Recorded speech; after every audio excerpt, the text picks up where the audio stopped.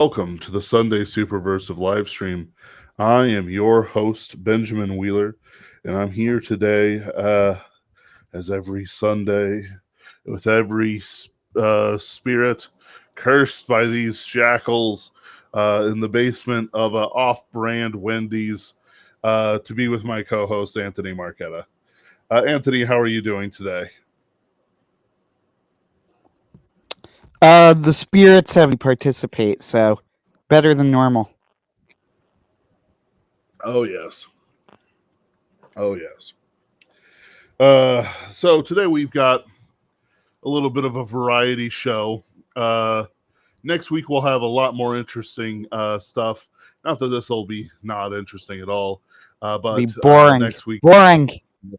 yes, we'll have a guest in the likes of Shield Maiden, who has some interesting things from Corncrake. That'll be mostly a solo Ben show, unless Anthony happens to be free. But then in the evening, we'll have something much more interesting, an announcement that we'll discuss at the end of this show. Um, and then we will show It's it cool. is cool, and we'll show the fullness of it this Sunday with everything else. But for now, let us uh, let us begin. Anthony, this may come as a shock to you, but I'm literate. And that, Oh, I'm not shocked at all. oh, really? Huh. Anyway, uh, yeah, I'm literate. Uh, and so I've been reading different things. But the big thing I've been reading, both for a group chat and just for my own interest, is uh, Yukio Mishima's Sea of Fertility quadrilogy. I'm still on Temple of Dawn. Just have 50 or so more pages in that. This is a set of 4 books: Spring Snow, Runaway Horses, Temple of Dawn, and Decay of the Angel. I believe Decay of the Angel is Yukio Mishima's last work, and it's about a man meeting different evolutions, reincarnations of a friend's soul. This friend, Kiyoyaki, died in the flower of youth, desperately seeking love in front of this man, and told him that he would meet him again. Then he meets him again in the form of Isao Inuda, a kendo, I guess, prodigy, certainly one of the best in Japan at his age, on the eve of World War II, uh, who is seeking to purify the um, the land of Japan from the many interests that um, seek to corrupt it. Then in this one, I'm not going to comment on Decay of the Angel at this time. But in Temple of Dawn, Honda, that's the name of the friend who has been meeting these reincarnations. Isao, sorry, kills one of these corrupted members after being freed from a trial, and then kills himself as any good samurai does, with the sun in his eyes, uh, looking towards the sea. Uh, then we have Honda. He meets a girl who claims to be the reincarnation of his best friend, but there are some discrepancies, and later on in life, she denies that she said anything and that she was just, uh, somewhat touched in the head young girl. Um, and so he's tormented by it, tormented by her youth, tormented by her beauty, whether or not she's the reincarnation of his friend, who he has seen die twice, or knows he's seen him die once, and then he saw him die, not saw, but like was aware of him dying again after the political assassination. And who knows what this is, and it leads to some corruption. There's some interesting pieces to it. Both the ideas of Buddhist thought, uh, the reincarnation reincarnations meeting one man, which is fairly unusual, mostly. The interconnectedness of the characters.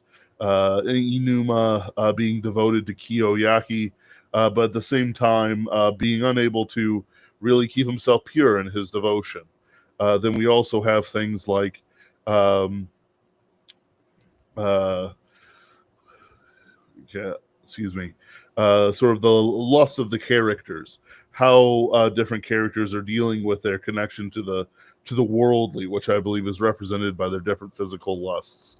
Not that this book is in any way, these books are in any way pornographic. You have Kiyoyaki consummating with Satoko, but at the same time, he's unable to make it legitimate. And his inability to sort out his feelings loses him to her forever, and vice versa. Then you have Isao unable to do anything with Makiko, who devotes herself to him and lies for him at his trial, not under any upon her own recognizance. Then you have Ying Shan, who, even though she seems to be a lusty and full of life Siamese girl, she is actually chaste in her dealings, which causes Honda, who is the focus of this novel in ways that he wasn't in others, much frustration, because there's a certain sign of three moles under the breast that marks his friend through reincarnations. Um, and he is an old man. His wife is old and corrupted herself. She's too fleshy in ways that don't permit him to love, and he's become a voyeur in his old age. Therefore, there's corrupted lusts and such. Then there's also with old age. I mentioned I should go over that a bit. There's sort of a spring, summer, fall, and I assume winter going on with the characters. Kiyoyaki is spring. The winter snows have gone away, and there's pure nature running around at all times and all places. The nature of things is, how do I want to put it? The nature of things is fresh, it's new, it's full of life. Kiyoyaki is beautiful and pure. He's the son of a nobleman, but at the same time, he lacks any of the imperial corruptions. Isao is also pure, even though he is in the strength of summer, where Kiyoyaki is weak and artistic and melancholic. He actually is ferocious and vital. He, practices kendo and is quite good at it. He leads young men in a plot to overthrow the government for its own good. But at the same time, he, struggles with his burgeoning youth, with his views of his own purity. He thinks to himself, how do I live a pure life? I would say there's a good metaphor for sinlessness in that life. He doesn't like the idea of his own sin, but there's no, Christianity for him that he can reach out to, because he is loyal to the emperor in the state of Japan in the 1930s. It it causes him to deeply struggle within himself, because life is sort of like, you get corrupted by life. You can't be as pure as you want in life, in their view, how they view life. For the Christian, it's quite easy. We can abstain from things, but in actuality, there's a lot more permissiveness than you think in the Christian life, and how we do trade and not pleasure, but like how we do trade and interact with one another in business ways, uh, so that one can do business, and handle the day-to-day life, and that sort of thing doesn't sully the soul. Whereas in other ones where the merchant is despised, it does sully the soul. And if there's, actions that are taken that are deemed inauspicious, For example, a businessman scratches himself with a sacred branch, which I'll admit, he didn't deserve death over it, but that wasn't like the best move or anything like that. There's only death that can um, um, remove the spot of sin. So, does Esau, who has relied on lies, the betrayal of his father and other things, even though he never asked for any of it, um, he's tried to act as a pure man. Uh, uh, he experiences a deep-seated trouble. He can't square the circle of the impurity of life with the purity that he wishes to aspire to. And so he eventually has to decide, will he be pure or will he be impure? And I believe the meaning behind his death is that whatever he cannot live unless he is living purely. Uh, with Ying Chan, because there's no real connection to her inside voice, um, it's a real bit harder to do. But with Honda, who's the main character, looking onto Ying Chan and trying to figure this out, this reincarnation thing, as he's now 50 years old. He sacrificed a lot for his friend second incarnation. He stepped down from being an important judge, a respected judge, to be a lawyer. And while that's brought him wealth and a certain amount of fame in a different way, it hasn't exactly gone well for him, as or at least as well as he thought he could be spiritually. He doesn't have the trophy wife. He doesn't have any kids. This is strangely in these stories so far, nobody seems to be having kids on stage. I've just thought of that as I was speaking here, and I think that's interesting. Um, Nobody's wandering around pregnant, I guess. Even though characters are obviously born through reincarnation, and so for Honda, who has not had, shall we say, the springtime of youth and the rage of summer, like his friend Kiyoyaki has through his reincarnations, has become corrupted. He's going into his fall years, and he's not really going in to them as well spiritually, from a worldly perspective, not a Christian perspective, but spiritually, he's become decadent and corrupt. Even if he had not won an important case and gotten a lot of wealth out of it, he still would struggle with these feelings that he has. Because he must deal with a wife who's fairly resentful and feigns sickness all the time. He's unable to um, be fulfilled in that manner, and he's become a voyeur, wandering around the park and such like for it. Rather than having a healthy relationship with those around him, he has to kind of look on people who are trying to have healthy relationships. It's kind of ugly, disgusting in a way. Rather than facing things manfully, he is essentially hiding from them and staring at them through a peephole. Maybe he's done that for too long. His friend dying, leaving him a dream journal which predicts certain things for him. Not that he's been able to profit off of them, but just about his reincarnations. Um, it has led to us to a psychological change. He's trying to figure out the matters of reincarnation, but at the same time, he has not really participated knowingly in reincarnation yet. Who knows whether he has been reincarnated or he will be reincarnated? So these things strike the mind, and it's interesting because there's a lot of very evocative writing in Mishima's work.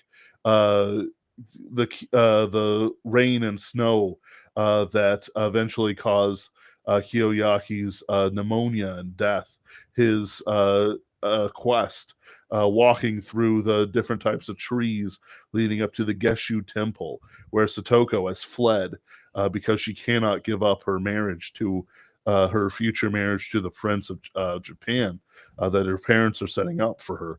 But she loves Kiyoyaki. There's her parents. She gets pregnant, but her parents force an abortion on her, even though it's Kiyoyaki's child. That's the reason why I said there's a disturbing lack of children. None of the Kyoyaki, Isao, and I suppose Ying Chan won't as well. They don't leave children behind. Enuma has Isao, but at the same time, we're not seeing any of it. He just seems to spring into Honda's life fully formed, like a myrmidon. Um, there's it almost seems like this abortion has cursed those around them so that they don't so that they aren't able to really have any more children. The Matsuges adopt somebody into their family, but he turns to be degenerate and he just wastes their money. There's a corruption going through everybody involved. Maybe not Honda in the same way, but maybe he is tainted on the side. um, that's destroying them slowly but surely. The exception is Satoko, who has given up the world and become abbess at Geshu Temple. Um, who Honda, even though he's the same age and he knows that she must be alive, he is scared to visit her because if he sees her, it might ruin the image he has of her as a young woman, full of beauty. He fell in love with her in a way. Uh, like this stuff is very interesting to me. In Isao, the waterfall, the Lily Festival, runaway horses, I should say, seeing the sun in his eyes as he stabs himself, as he runs through the mandarin groves, after he has stabbed the industrialist who has corrupted a festival. Even though he's been a free man, he's been given up. He doesn't have to. He won't be punished for attempting to overthrow the state, but instead he, is a free man and he uses that freedom to stab. And he runs through the mandarin trees, which are ordered in a certain way, in a very Japanese way, everything in its place, until he comes to a random cave in the rocks and stares out into the sea. To do it, or Ying Chan in the palaces of the Siamese royalty, the Thai royalty. It's all very beautiful, very evocative, full of meaning, but not necessarily meaningful meaning, but just meaning for the spirit of what's existing at that moment. It comes up as a breath and then disappears as a breath, and it's something that I call sensuousness. These things seem to almost caress as you read them. You can see them in your mind's eye. Strange details you wouldn't think of normally, but it fills out these gaps that you never really know are there until it's pointed out to you. And it creates sort of living, breathing, sometimes even filth or purity. Japan seems to be very pure compared to the other places visited by Honda. Especially India, which is full of filth and sacrifices being thrown into the river, of the press of humanity desperately seeking the approval of their gods through blood and just the press, the corruption of humanity. There's quite a bit to it, and it's very interesting. It's very evocative. Like you can't really. I haven't really gotten it anywhere else, and I've read other Japanese authors like Murakami, and I'm not talking about manga either. And they seem to miss out on some things that Mishima really shoots for. With Murakami, there's the story about the mad scientist with his somewhat slightly overweight daughter, and the people who are trapped in this weird town. And it ends with him jumping down a well, and I just don't get it. But at the same time, there were many times where I just could not see what's going on. These characters are in darkness and they're scrambling around. But to me, I always felt it was weird because it doesn't feel like anything. They're scared of something that's not there, that doesn't seem to interact with them. So, various, it's not paid off like it should have been. I don't get it. I don't get the ending. But with Mishima, it's much more clear. He's able to sort of like a samurai just cut through and provide that swift slice that's necessary for the reader to understand what's going on. Yeah, that's what I've been reading. Woohoo! It's I've been listening. I haven't read any of these Japanese authors. I know that Murakami is one of those like, darlings of certain groups, right? Uh but to be honest with you, I've looked at some of his stuff before, and and it immediately struck me as a Gene Wolfe type, where it's like he's either your favorite author or you have no idea what to make of him. yeah, yeah, I can see that. Uh, this isn't to say like maybe I'll try a book by him one day, but like I've always had trouble with Gene Wolfe. I've now read a fair amount of Wolfe, but like none of his most famous stuff, right? Like I Yeah, haven't finished Book of the New Sun. I haven't finished Book of the Long Sun. Uh, I did read. I think I finished Fifth Head of Cerberus, but to be honest with you, I don't really remember it very well. Like it didn't make an impression with me. Uh, Yeah, and some of my favorite Gene Wolfe books are ones that aren't even particularly famous. Like I really, really like The Devil in the Forest. Uh, and that's not a particularly famous book. hmm, So Murakami is not Gene Wolfe. He's a very, very, very, very different author. Uh, Honestly, in some ways, he couldn't be more different. But in other ways, I get the impression that it's the sort of thing where it's like, like Wolfe, it's very sink or swim. You know what I mean? right. Uh, Yes, yeah, so I might not be smart enough for him. yeah. I mean, yeah, the thing Like is, for go me ahead. as well. Like for me as well. Like for Mishima, I never really get that feeling. But for Murakami, I certainly did. Just because it's like he's going for something, and I don't get it. And that's Sure. all I can say about it, you know. And I wish I could say something different, but it's like it's that sort of thing. My Uh, big we've discussed this before, so I won't spend forever on it, but my big moment of realization, I guess you might say, with Wolf, that like, oh wow, I really just truly do not get Wolf at all, mhm. was after I read The Sorcerer's House, which was the first Wolf book that I managed to finish. I read it and I'm like, I guess that book was fine. Like, it was good, I suppose. I don't know. And then I read John C. Wright wrote a review on it. And in the review, so much of the review was dedicated to the ending of the book, where he said it has one of the most effective and brilliant twist endings he had ever seen. And I slowly realized as I was reading through it that I had completely missed that there was even supposed to be a twist ending at all. And I'm like, oh, Oh wow, wow. I did not get like even close to what I was supposed to get out of this book. Okay. Uh, and then I'm like, I don't think Wolf is for me. Uh, Yeah. I'm struggling with things like the Book of the New Sun, where it's like everyone's like, oh, it's very complicated, and I'm like, okay, it's clear that he's talking about himself. He's talking about himself. That guy is certainly more than he seems to be. Like it's one of those things where I don't know whether I just primed myself for things to be you know more than what they are or something like that. But it's like sometimes it's like the second I someone told me that was like there's time travel involved, I immediately went, oh, okay, I get it. There's time travel involved. He's talking about himself. It was actually though obvious from the start where he starts saying, dear reader, blah blah blah blah blah blah blah blah blah blah blah blah blah blah blah blah. You know, these are things with portents, and I'm going to do the best to tell you how accurate my storytelling will be.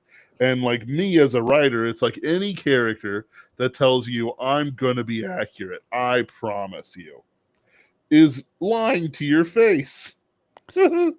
True, that's generally a good rule of thumb.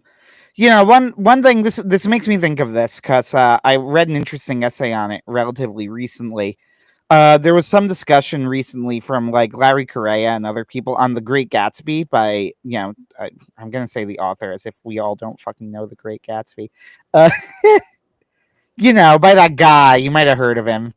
Uh, F. Scott Fitzgerald. But anyway, The Great Gatsby gets in the news occasionally when people are like, it has the unfortunate problem of being read in schools. Yes. And the thing is, though, I would argue this is not the book's fault, right? Like, just because a book is read in schools doesn't mean that the book is bad. However, your experience of the book is inevitably going to be worse because you read it in school, right? I would say it's neutral. It doesn't mean a book is good. It just doesn't mean it's like it could go either way. Yeah. I have read some excellent books in school. But it took me a while to appreciate it. The Outsiders is a good example. I read it in school. I hated it. Then I reread it years later, and I'm like, I don't know what I disliked about this book. It's actually pretty good. Yeah, like, it's not my favorite, but it was a perfectly good book. There was nothing wrong with it. I think The Great Gatsby is a bit in that category. So first off, I totally understand why it's used in schools, because The Great Gatsby is very on the nose in its symbolism. Yes. Like, if you want to Gatsby drops a clock and it breaks. What could it possibly mean? I don't know, teacher. I'm a public school student. No, I'm not. I get you, though. Yeah. Raised in a private school. But you get, like, it's really, really good for teachers to use in terms of, like, teaching symbolism. The problem is students, like, it is absolutely terrible in terms of, like, I cannot see how students can relate to the themes and story of the book. It does not map onto any experience that a high school student would have, right? Yeah. Like, I wouldn't resonate with it at all. So you get people like, and I'm going to call him out by name, Larry Correia. And this is I'm going to mention this too because it's a pet peeve of mine with criticism. It's actually a pretty big pet peeve. He says, like, the problem with The Great Gatsby is that it's boring. Boring is not itself a critique. Nope. Like, this is actually really fundamental and really important. That you find it boring means that the story is not interesting to you, but you have not explained why there is an actual objective problem with the work. All you've said is that you don't find it interesting. Yep. Like, what made me realize this was actually a conversation I had with somebody else who you've never heard of. He runs a dude who runs a blog called Bryn Emrys. It's an interesting blog, whatever. Anyway, he mentioned he was reviewing The Valley of Fear, the Sherlock Holmes book, The Valley of Fear. And The Valley of Fear is one of the last Sherlock Holmes novel, I think, either the last or second to last. It's one of the later Sherlock Holmes novels. It takes place post-return. Moriarty is mentioned with it. As Conan Doyle does in both A Study in Scarlet and The Sign of Four, the second half of the book is related to, like, backstory that gives you, like, how the mystery. And it's actually about the Molly Maguires, believe it or not. And there's a lot of talk about, like, Mormonism as well and things like that. But yeah, the Molly Maguires play a big role in The Valley of Fear. I opined that I found the second half of the book without Holmes and Watson boring. And he pointed this out to me, and he convinced me, like, that this criticism was not very useful. I was wrong. He said, well, what's going on in this part of the story? Objectively, it's not boring at all. It's like there are gunfights, there are, intrigue with minors and things. Like, all of the things that are happening are clearly not boring. And then I, like, thought about it, and I didn't really have a response. I'm like, I guess you're right. And he's like, yeah, the problem is you didn't connect with any of the characters, but that's, you didn't, right? Like, somebody else could have, and that's when I realized boring is not a critique, right? It just means that you personally didn't find it interesting, but that doesn't mean that's not good. I mentioned this to you. I've been watching Freerin for the first time. Now, Freerin is generally considered to be like a borderline masterpiece, probably a classic at least. Oh yeah. And it's a very well-made show. And I said I found it boring. Now, when I say I found it boring, I don't really mean that I found it bad. I don't have anything bad to say about it. Like, what would I do differently that Freerun did? I mean, to be honest, 6 episodes in, nothing, right? Like, for the sort of Right. story that they are trying to tell, I can't really think of any decision that I would make that they made, that I wouldn't make that they made, right? Like, it's all Right. perfectly fine. It's just that I wasn't connecting with the story. But that's a me thing, right? Like, it's not a critique of the story. So let's go back to The Great Gatsby. Larry Correia goes like, the problem with The Great Gatsby is it's fucking boring. Okay, yeah, The Great Gatsby is boring. But he thinks The Great Gatsby is boring. What that actually tells me is that Larry Correia is not particularly invested in what's going on in The Great Gatsby. It does not tell me if the book is good or not. It does not tell me that somebody else won't be invested in the book, right? So, is The Great Gatsby a bad book? I would argue absolutely not. I think it is actually probably an excellent book. I don't know if I call it a masterpiece because, to be honest, I do think it's very on the nose. Yeah. But I think it's a very good book. Is it is it a book that I reread regularly? No, I've reread it maybe once, like years ago, right? Um, is it a book that I particularly enjoy? No, I don't. But would I ever call it a bad book? I don't think I could. It accomplishes what it set out to do quite competently.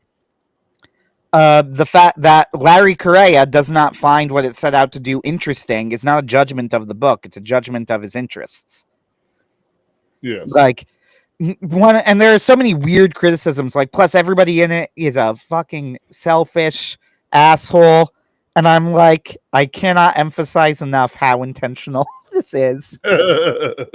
This Like, is part of the story. I don't even know how to respond. I was like, yeah, you've correctly noted this. It You're is right. very, very, very clearly on purpose. Um, so I don't really get what your point is, but there you go. Yep. And it's like I understand the whole like connecting with the characters thing. I'm very invested in the reincarnations of a somewhat spoiled Japanese guy. Whereas with that one Murakami book I read, I just didn't get it. I wasn't connecting with the characters. I don't understand what's going on with some of these things. Like it was just kind of like maybe if I reread it today, I'd enjoy it way more. But I'm a creature of the time that I existed at any given point. Um, something metaphor, reincarnating myself as I read books, I guess. Um, so it's like, yeah, with Fierin, it's like I can't even, I can't say that it can't be considered boring at some points because I'm going to be real, they take their sweet time. But at the same time, they're willing to not waste the time not doing character work or, setting up, the sort of like do not make peace with evil, destroy it metaphor that they've got going on, which we here at Superversive Press, not making peace with evil and destroying it is approved. Pope to local pastor. Um, there's like there's points when I was like I just kind of just want to move on. Let's keep going. Which uh, sure. Which I I will don't think say, like, people. I'm on episode 6 of Freerun, and at this moment, and at this point of the story, they are searching for the land of the dead, right? One of the things about it, though, that I will say is a little weird to me, and I will be fair and say I think this might be sort of intentional. I'm like, I'm sorry, isn't what they're looking for actually an incredibly massive deal? Like, What do you mean by land of the dead? all right, so at this point in the story, they are being told, like, there's a rumor that Freeren's old teacher, who's apparently a legendary mage, you've seen it, right? Um, that she has in fact discovered the land of the dead. That literally, like, ghosts live there, and you can communicate with them. And not like this is not like a thing where you go, oh, you can't do it. Like, nope. She was talking about like reporting back with conversations, and if you go there, you will find where the dead people go, and that's where they live. And it's located at a physical spot in the north of the world, apparently where the old Demon King's palace used to be. Oh, I get you. You see, this is gonna sound pretty funny. I'd completely forgotten why they were going back to Demon King Palace. That's how long it takes. That's really funny. Uh, but anyway, this is They're all not so even strange to close. me because Not I even understand close. the idea is that Freeren doesn't view death the same. Like, she doesn't understand fully the impact of death, even to the point where like she realizes that she doesn't. Yeah. Like, she knows she's not fully understanding the impact of death. Nevertheless, she does, and she wants to understand it, right? Mhm. Nevertheless, she doesn't. Still, I'm like, but isn't Freeren's whole problem that like she outlives all of her friends? Like, wouldn't this solve Right. that problem? Like, wouldn't she be even more than anyone else invested in this? It's like, I don't know, man. I feel like this should be a really, really big deal. Yeah, but like she can't just like immediately teleport there. She can't, that's true. Nevertheless, she can travel there. She's a nearly immortal. I don't know. I Yeah, mean, she's I don't think traveling she's there. immortal. She's traveling there right now. She is. I don't know. I just feel like everybody, like Fern, for example.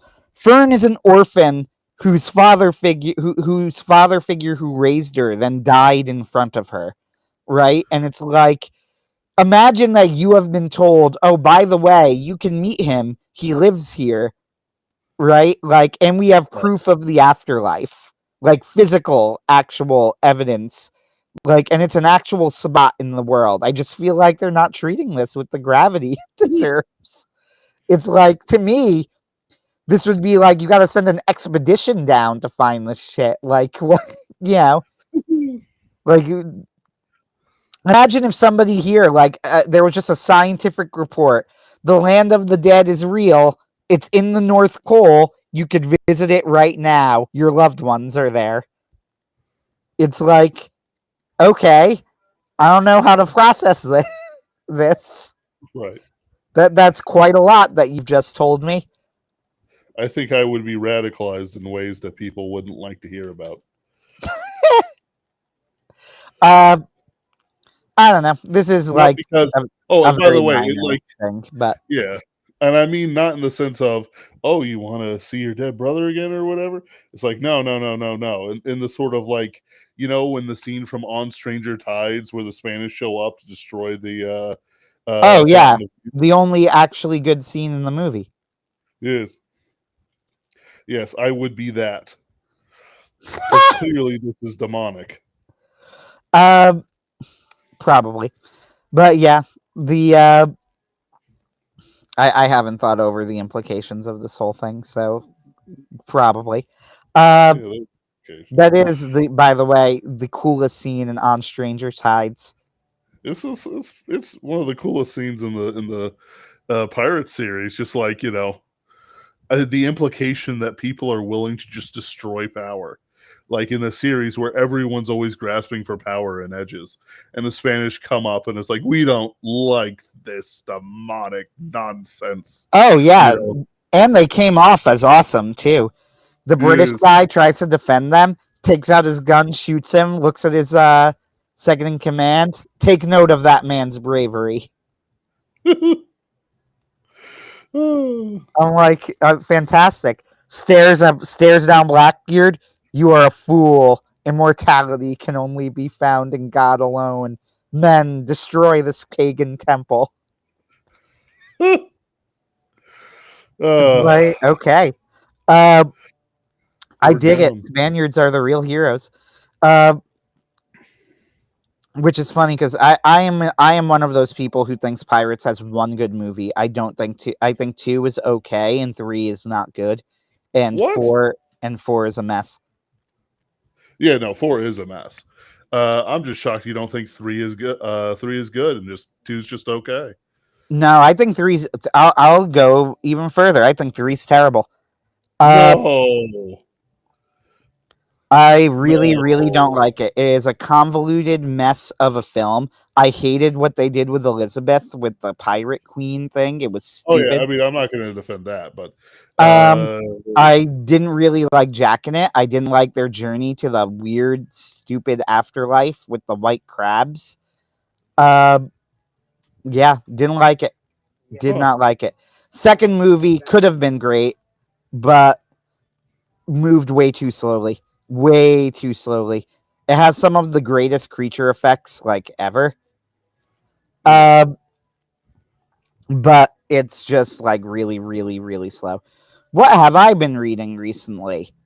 What have you been reading? Since we're on that subject, and I don't want to get into a pirates rabbit hole. Let's see. I've been reading. I started Arsène Lupin versus Sherlock Holmes. Uh, So for our audience probably actually does know a little bit about Arsène Lupin because they know Lupin the Third.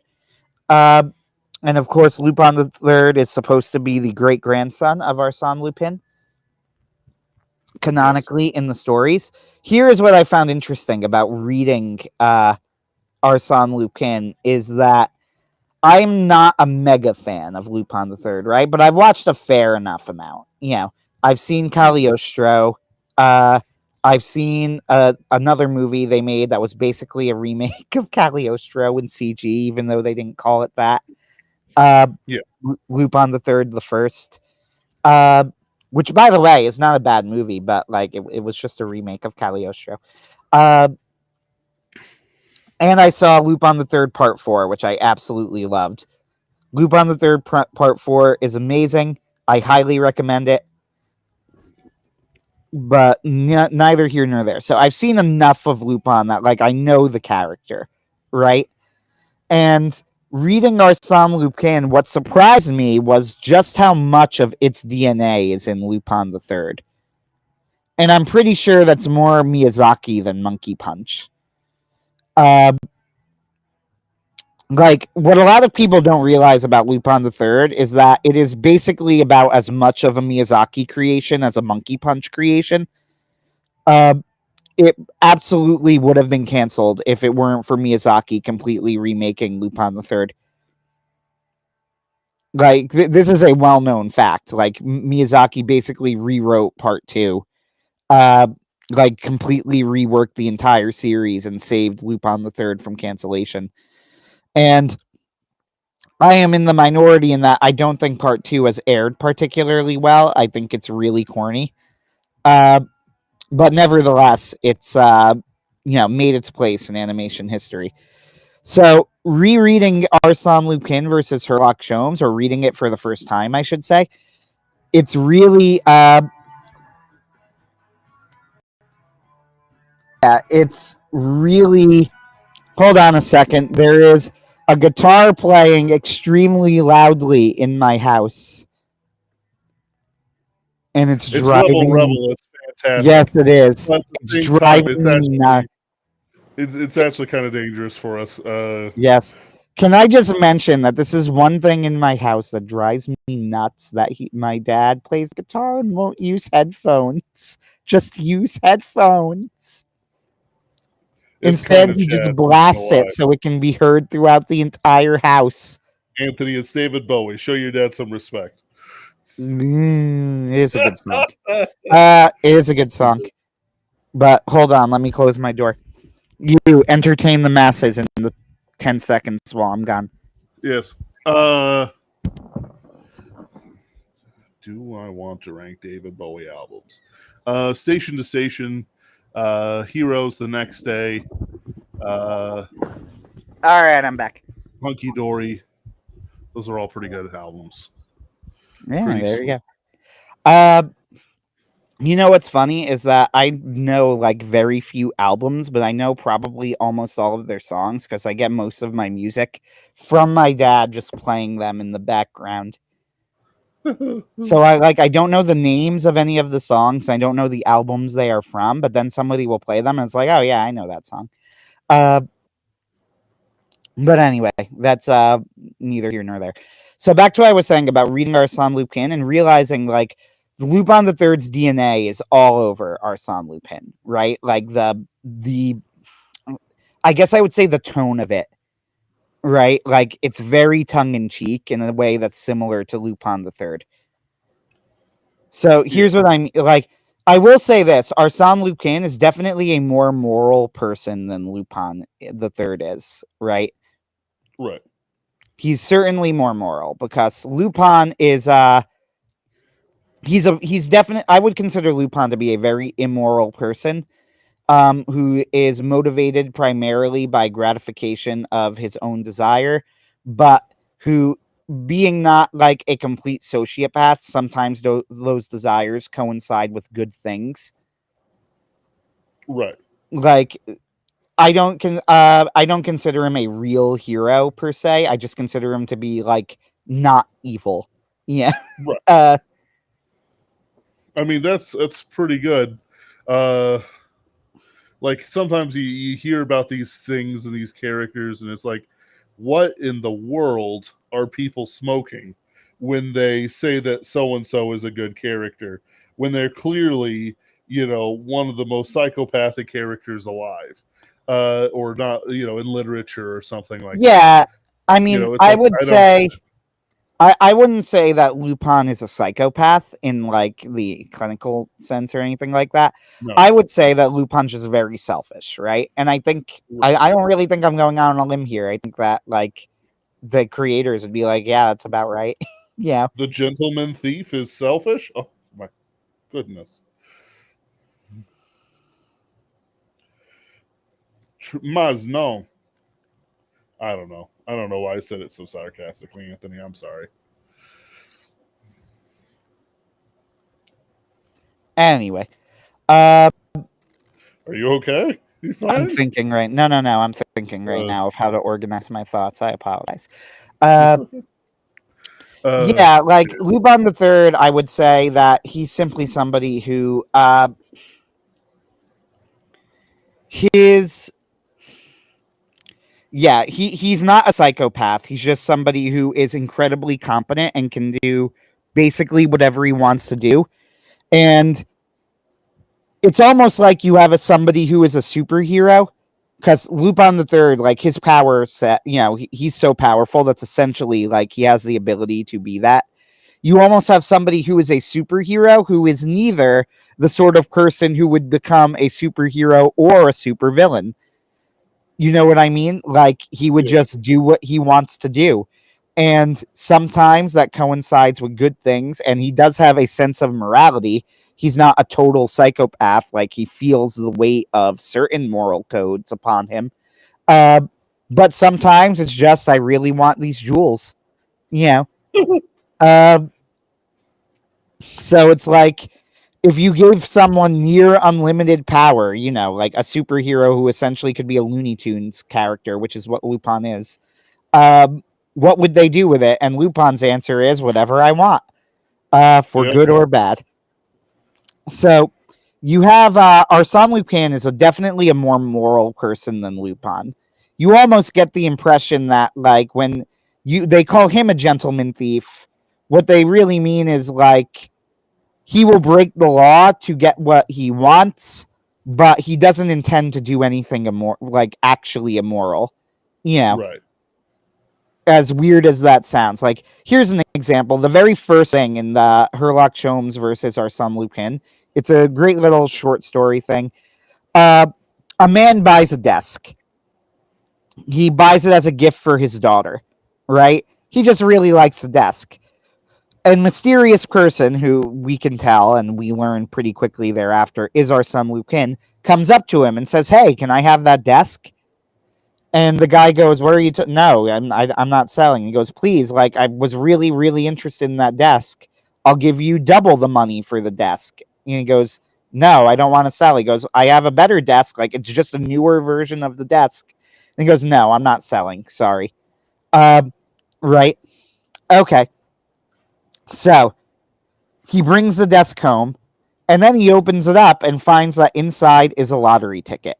Now, one thing that they make very clear, this is kind of the mystery of the section. It is absolutely impossible that Lupin would have known about this lottery ticket.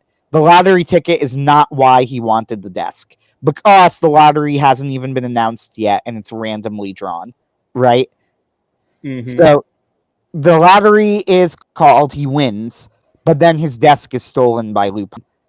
Uh, So Lupin then he says, "Well, wait a minute. I have a letter proving that I bought the lottery ticket." And Lupin's like, "Okay, well, I have the actual lottery ticket, so I don't know what your point is." And they're going to go to court. And Lupin makes a deal with him.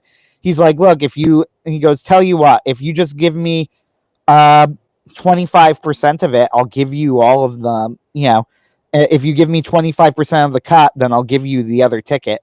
And he goes, "No." And then, of course, Lupin holds out on him until finally his daughter gets kidnapped. And the man is distraught and he gives in.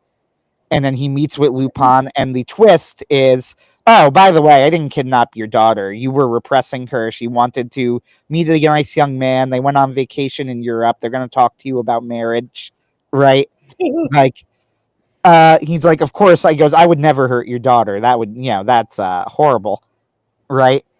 Uh, and then, despite the house being completely surrounded by policemen, Lupin somehow manages to escape. There is a Zenigata figure, I forget his name, and like they're just absolutely baffled how he could have escaped. So you can see like there is a difference with Lupin here. Like, first off, he wasn't actually trying to steal the lottery ticket, right? Like that was Right. sort of incidental. And then he's willing to split it with him, which I feel like Lupin wouldn't have done unless it was a pretty girl. Uh, then he might have, because he's a bit of a sucker that way. But like, if it were just a guy, he wouldn't be willing to split the lottery ticket. He also wasn't actually trying to steal the lottery ticket. That's one of the mysteries. It's almost a joke. Like, he becomes convinced it has to do with the lottery ticket, and it's repeatedly pointed out that this is actually impossible. Like, literally, it can't be because of the lottery ticket. So there's some other mysterious reason he wanted the desk. He was also willing to make a fair trade for the desk. The guy had no reason why he should have taken that particular desk instead of a newer desk. He was offering him more money for it. Right. He only did what he did afterward. I feel like these are all steps that Lupin the Third would not have taken or cared to take, He right? would have just like knocked him out and then taken the desk. Yeah, he would have just stolen it from him. He might not even have, like, maybe he knocks him out, maybe not. He might not have cared either way. You know, uh, so it's interesting, right? Like, I feel like Arsène Lupin, you're much more than with Lupin. You're supposed to be on his side. Yes. Like, he doesn't really do anything wrong in this situation. Even the thing with the daughter is portrayed pretty comically as like he's kind of helping to resolve a family issue. He's like, yeah, I know you love your daughter very much, but you were stifling her, and she was afraid to tell you this, but don't worry, I've arranged to sit down. I think you're going to like this young man. He's very moral, like the whole thing, Uh, but it's just so interesting seeing how much of the DNA of like Lupin the Third is there. Like the policeman who's, the kind of tongue in cheek attitude where Arsène Lupin is like, oh, I'm sure that the Zenigata, the guy, right? Like that Zenigata, Yeah. he's not Zenigata, but same idea. Like, I'm sure Zenigata's here. He goes, tell him I said hi, like that sort of thing. Zenigata's like taking it very seriously, and he has the house surrounded, you know. Yes. And then Lupin is completely unconcerned by this, and he's just amused by the whole thing. Like, all of this is very, very Lupin the Third. And knowing Miyazaki is very literate. Like, if you watch, Castle of Cagliostro, there are actually a lot of connections in that movie to the original Arsène Lupin mythos. Like, Cagliostro shows up in one of the stories, Uh, so I'm sure that Miyazaki had Arsène Lupin in mind when he was doing it. I just don't think a lot of people realize that, and I found that very interesting. Just how tonally similar it was. It's quite a good book. It was made at around the same time, of course, as Sherlock Holmes, slightly later, or at least like during the making of the stories, but it didn't start at the same time. I think he was friends with Conan Doyle, but there were like he just didn't want to bother with rights issues. It was originally just Our Son Lupin versus Sherlock Holmes, and then they said, "Hey, you can't do that," and he didn't want to bother fighting it, so he renamed him Herlock Sholmes, uh, which, by the way, is the same name that they use in the video game Great Ace Attorney, uh, which is also Japanese. So make of that what you will. I Anyway, don't know what to make of it. I it will. might be a reference to Our Son Lupin. That's Oh, that's the only thing I was thinking of. Uh, Overall, I only started it, but I'm very amused by it. It is quite a good book. It feels like very light entertainment, not something that I'm going to like, go, oh man, this changed my life. But good light entertainment, very very well made, like competently written is how I would put it. Sort of like Sherlock Holmes, honestly. Uh, The other book, another one that I've started but haven't finished, The Book of the Damned by Tanith Lee. Let me click on it and see how far in I am, actually. Not super far, 12% in. So, like, enough that I can legitimately say I started it, but not enough to say much more than that. Yeah. yeah. Um, I have found it very interesting. The Book of the Damned takes place in a city called Paradise. And in the city, it's like basically every crime is legal because they've pretty much eliminated all consequences. Like you could do anything you want, and nobody is going to do anything to you. Yeah, and the main Hmm. character is a degenerate noble, like is a writer who's one of those like emotional type writers, right? Like Yeah. I don't know how to describe it except like if I say like an emotional writer, you should know the type. And he's also like a degenerate who was in love with a rich asshole nobleman who is a guy. So it's a very gay book, but the gays are all degenerates, so it's fine. Uh, and he then becomes infatuated with this random woman who like is really interested in his friend, and then the friend dies. Um, Here's my thoughts on it so far. It is beautifully written, but kind of overwritten. But I guess that's intentional because the main character is a writer, so he's kind of that's his whole thing. Is that like big turns of phrase, uh, Mm. ornate language. The language is very yeah.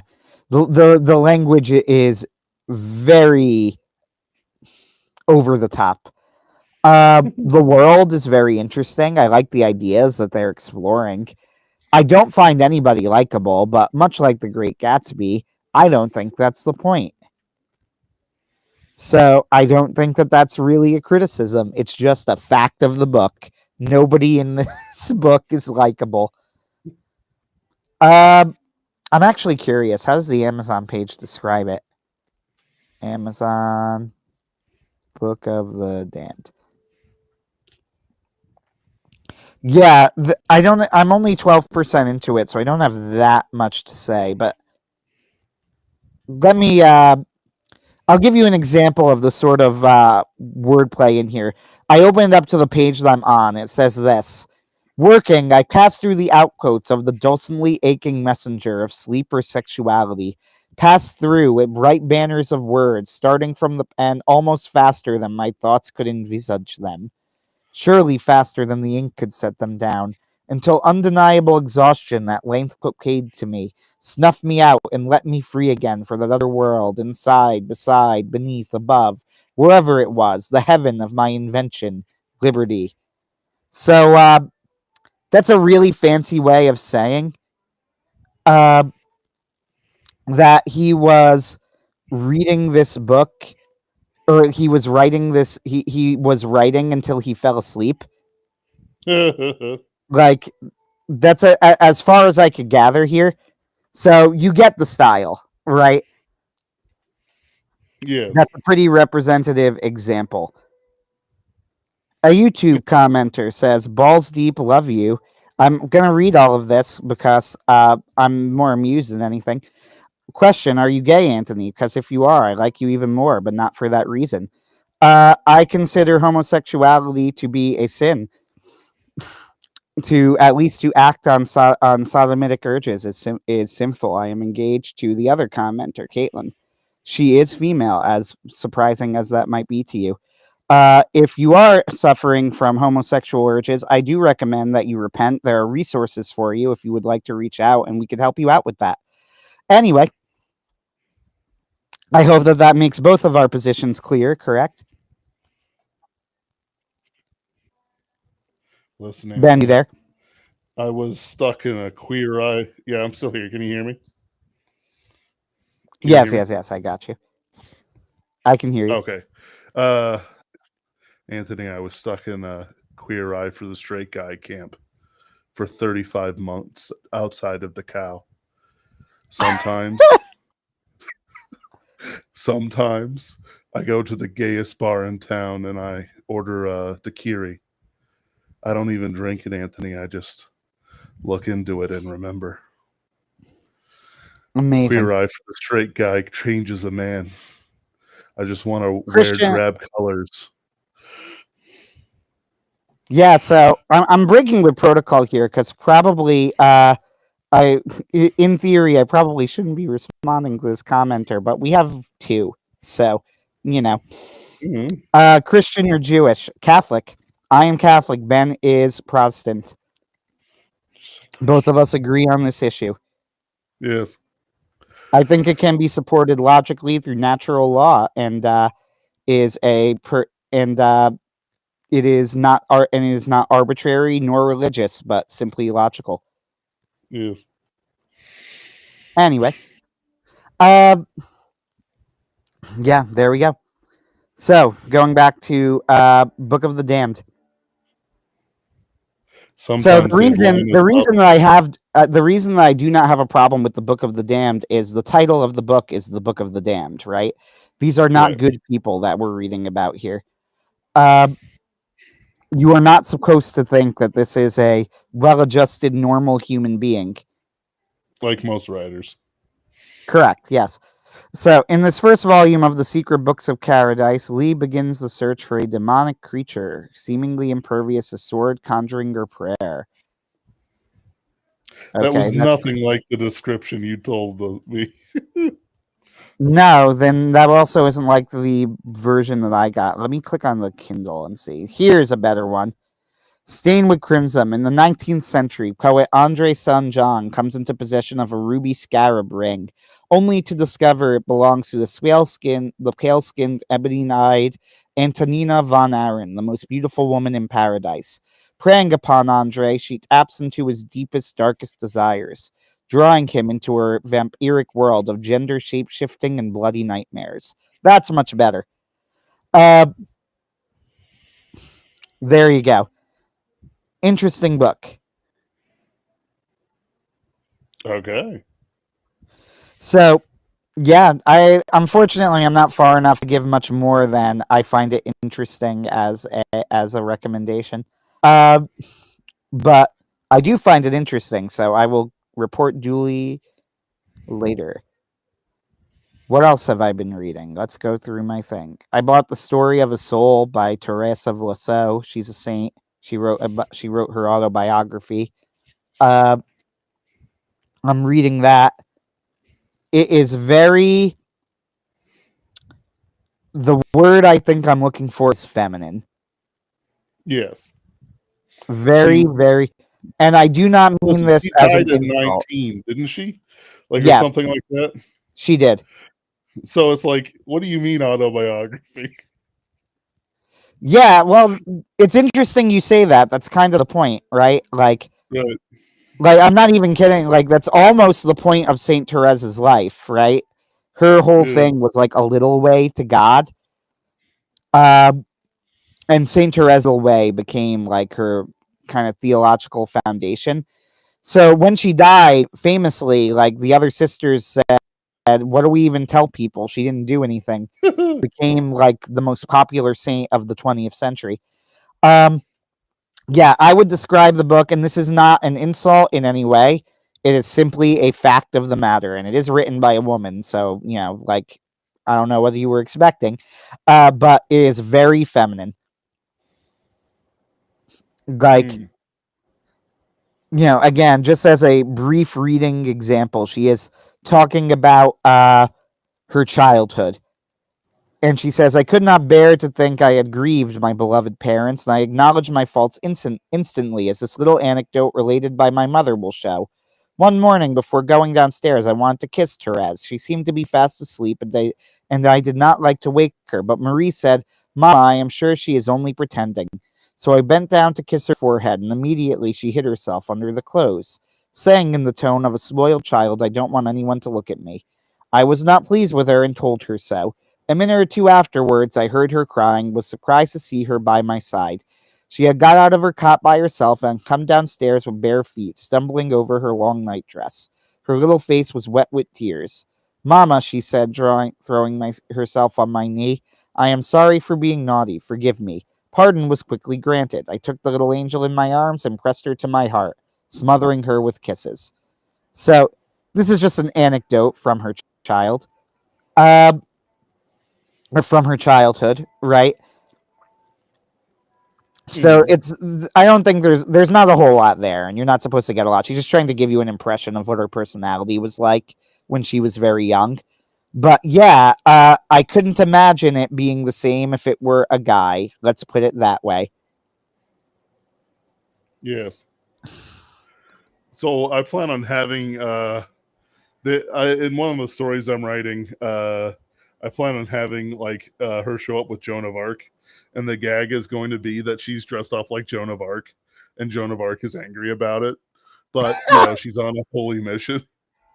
Teresa of Lisieux was famously very fond of Joan of Arc, so it's like one of those things where Joan of Arc, who almost certainly had a flash of a temper, Oh, very she gay, did.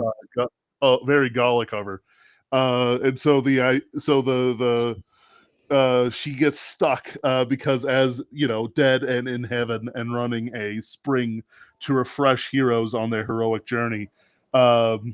She can't really vent her spleen.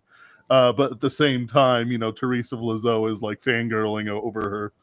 It's a sight gag, it's just a gag, but I find it very amusing to think about, because you have to think about this, right? Teresa of Lisieux, big fan of Joan of Arc. She shows up to She heaven, is. assuming her salvation is true and accurate, which, from what I've read, it seems that she did love our Lord and Savior Jesus Christ. Um, and do you think like Joan of Arc is going to take like she's going to be perfected, but it's like personality of Joan of Arc's type being followed around heaven by a fangirl is very amusing to the mind's eye, because it's like people think about like, oh, I'm going to meet my dead loved ones in heaven. Okay, but what does that look like? you know what happens when you meet your heroes in heaven, your saints in heaven, the I the get the, you. the people you In my modified it. so if you want my thoughts as somebody who is not an I am not an expert, but I am a reader of experts, right? We'll say a Right, collator of experts of Joan of Arc, right. right? You Somebody haven't who been has to done heaven quite a yourself. yeah, Sorry. somebody who has done quite a bit of reading on Joan of Arc. In my opinion, I think that Joan of Arc would actually quite admire Therese of Lisieux. In fact, I suspect that she would consider Therese of Lisieux to be much holier than her. Uh, and the reason I say this Yeah. is because if you know anything about like Catholicism at the time, the way that they viewed it was like the holiest you could be was, a nun, right? Like, for example, Catherine of Siena was a few decades earlier than Joan of Arc, but not that far off. And there are some superficial similarities between the two. But I suspect Catherine of Siena also being a very interesting saint in her own right. I suspect that Joan would consider Catherine of Siena to be a much holier person than her. So Yes. part of the reason of this that Joan considered her virginity to be a part of her mission, right? Like part of her divine mandate. The Lord has bid me not to marry type thing. I think she would Yeah. view the virginity of a nun like Therese to be more along the lines of a sacrifice of love. Now, I think I Right. would argue, and I think the church would agree at least that Jones was as well in a different way. But one of the things that is true, and it's kind of a tale of saints, is that no saint would consider themselves a saint, or very few at least. Uh, very few saints would think of themselves as saints. Uh, but I think it's less like a special sort of humility of Joan that I'm referring to here.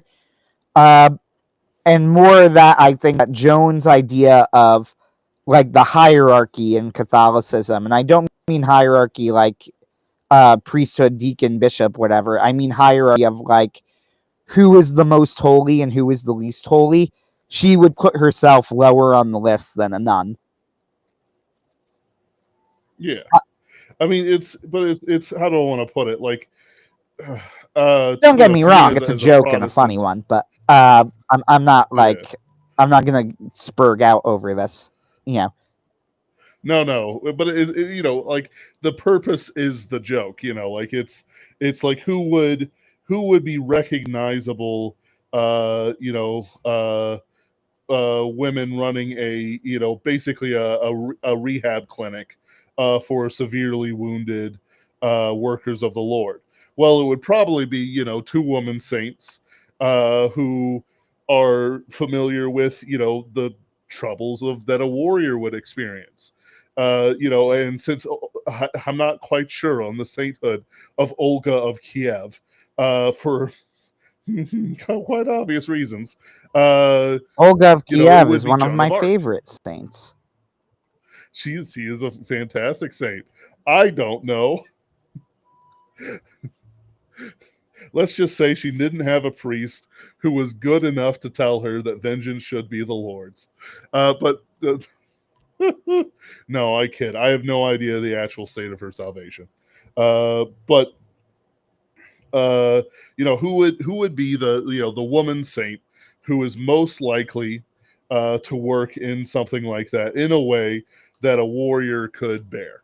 And I don't mean like my characters like super hardened warriors or anything like that, but it's like who would be the natural choice? Well, it would be Joan of Arc. Plus, she also has experience dealing with sheep. Uh, so if a warrior's not taking his medicine, she could just beat it into him. It's great.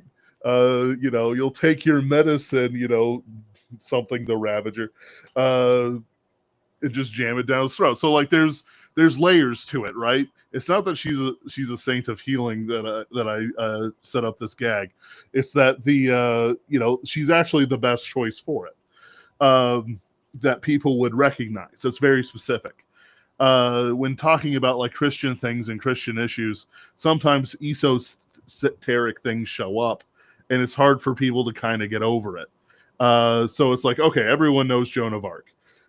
So what makes it funny is that she has a girl following her around, fangirling her. That she doesn't like, even though she's doing a very serious job and was probably a very serious woman. So it's like it's that sort of thing. Like I don't know. It's I'm amused by it because it's like dealing with like the things you're reading with these villainous characters. It's like I almost enjoy the pure characters more because of their existence, like Arsene Lupin and such like that. Mm. It's No, no, no. mm, As a joke, it's a perfectly funny joke. I have no issue with it. I was just giving yeah. historical background, shall we say. So, Yes, yes. yeah, it's interesting, right? Like I've been thinking over And since you did a writing stream, we'll consider this as sort of a part of that, right? A writing, an Yeah. extension of the writing stream. I've been thinking over the idea that I had for a series of stories that are about the knights of Arthur and the various figures from Camelot after the Battle of Camlin. Uh, it's a sort of hybrid anthology Mm, novel. It would be something like an anthology, but the stories would be thematically and sometimes temporally connected. By temporally, I mean by cause and effect, like a regular novel. hmm So we have discussed this in the past, and one of the short stories, of course, was written, which is, in my opinion, easily the best thing that I have ever written, by far. One of the very few things that I finished and was immediately sure of, like, this is good. Yeah, with no Yes. caveats, which is the last fight of Sir Lancelot. Uh, I believe that my contract that I have rights to it at this point. I believe I only it was only supposed to be a six months of exclusive rights, so I have my rights to it. It's going to be published in my book of stories, but I wanted to discuss this with you because I've been thinking it over of like what is the thematic heft of the stories, right? Like the idea that I have is currently with Lancelot, I think it's 5 stories. Sir Dagonet, Sir Kay, Sir Bedivere, Guinevere, and then Lancelot. Uh, and the rest of the story is that the Battle of Camlin has happened, and you start off with Sir hmm Dagonet, and Sir Dagonet is he of course the former jester of King Arthur, but also a knight. So he is a knight of King Arthur, Yeah. but he was the court jester. And if you read up on Sir Dagonet and the types of stories he did, generally he would be used as a way of just sort of humbling people who were getting a little too arrogant.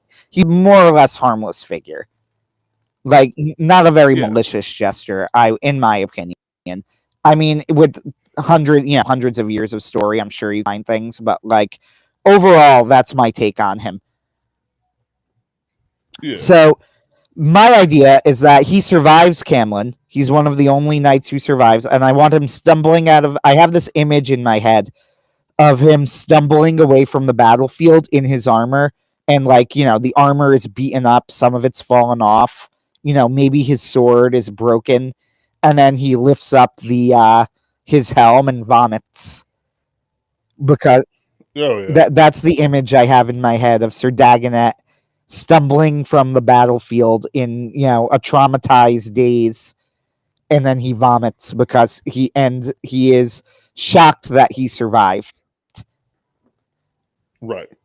Because, I mean, it's well known that he's well, not necessarily a joke of a person. He's certainly like not the knight that any he like the one big story about him that shows up that I think is actually worthwhile, because there's some that, like, how do I want to put it?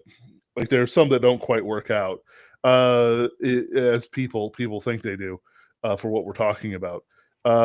Is that he dresses up in Mordred's armor and scares King Mark of Tristan and Isolde fame into running away. Because everyone's like, oh, it's Lancelot, oh, and he's dressed up as Mordred and like riding around. And then later on, King Mark finds out he was tricked, and so he actually tries to fight him, and he gets his ass beat because it's not Dagonet in the armor; it's like actually Lancelot running around in Mordred's armor mhm. for some awful reason. It's very amusing, but there's also one time Lancelot beats him up while Lancelot is in a dress, um, and then like parades him around like a trophy. Uh, Stuff like that. Anyway,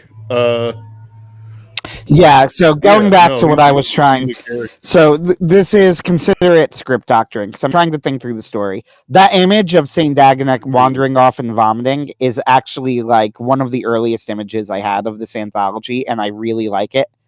Um, I think it's a powerful, as weird as it sounds, like really a dude vomiting, but like I think it's actually quite a powerful image. I like it. It is. So the idea is that he then sees, Dagonet can't make a joke anymore. Like he's too upset, he's too traumatized, right? He can't imagine ever making a Right. joke. He feels guilty. He also feels like, there's a sort of like, why did God choose me to live? Like, I'm not the strongest of Arthur's knights. I'm arguably the weakest of Arthur's knights. I don't even know why he made, I'm not even completely sure why he made me a knight. Uh, and yet I'm alive, and Gawain is dead, right? Yeah. Like how is this possible? So then he sees survivors of the battle, sons of Mordred, right? Maybe like a group of them, and he like hides, probably in a tree or something, while the sons of Mordred ride by, and they decide that they're going to attack a town. Uh, So this is where I'm at in the story. Sir Dagonet obviously needs to figure out a way to stop the sons of Mordred and rescue the town. He could go to the town and do like a Magnificent Seven sort of thing, but I would like him to win the day in a way that is clever, right? Because that's sort of Dagonet's thing, right? Through cleverness and Right. trickery, he needs to figure out a way to win the day. One way that I'm thinking of one way that I'm thinking of is that he could imitate, like, convince the people of Mordred that he's Sir Lancelot. I sort of like, Right. I kind of like this idea of, That's where my mind went. what was that? That's where my mind went. Yeah. Hold on. My brother walked in and opened the door again, and now it's really loud again. Entertain the masses while I close it. Mm. We actually have a short story, quasi set in the Pinkerton's Ghost universe called "Son of the Red Sword," or the Red Sword or Red Blade, something like that.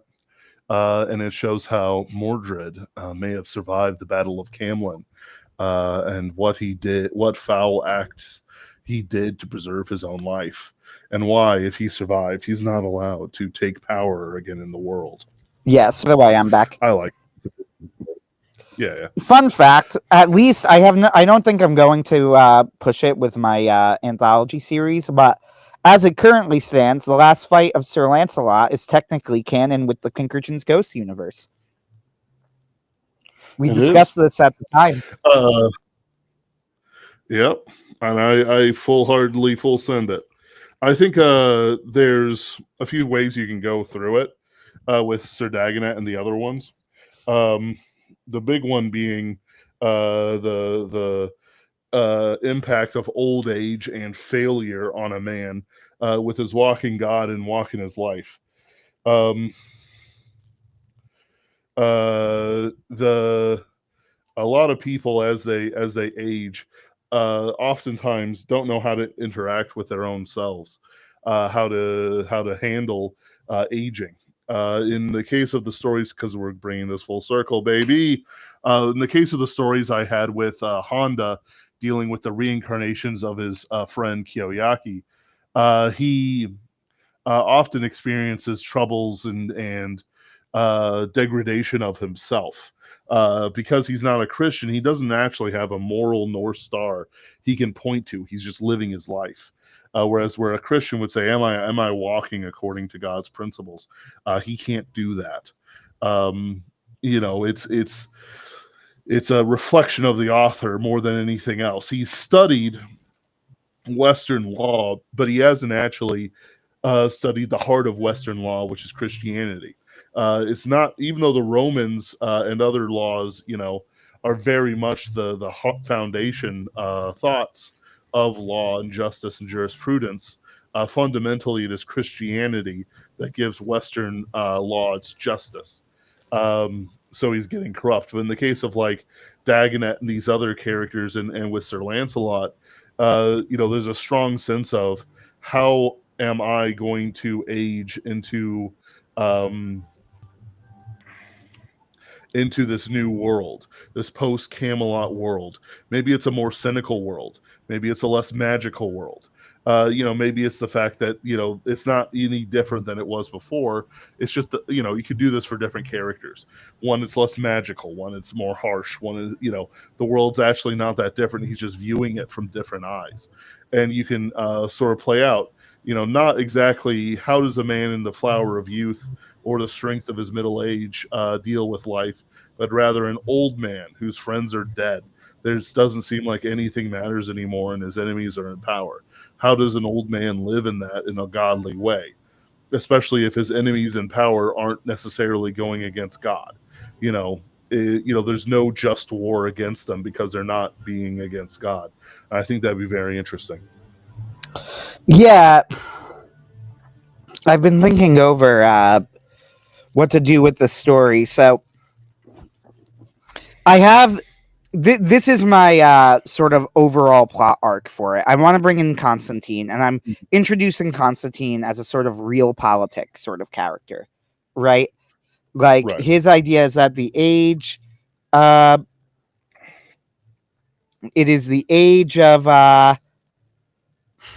real politic and modern day, like we're moving into the modern day of the political arena, not in the modern day like democracy, but in the modern day, like no longer is it the time of heroes where you can count on Arthur to come in and unite the world, and then that'll be that.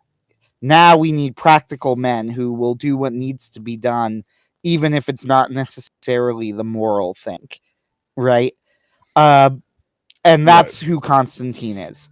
So The age of knights is over, so to say. yeah, the Or not chivalry, but the age of chivalry is over. exactly. The age of chivalry is over. The age of the round table, the age of chivalry, it's over.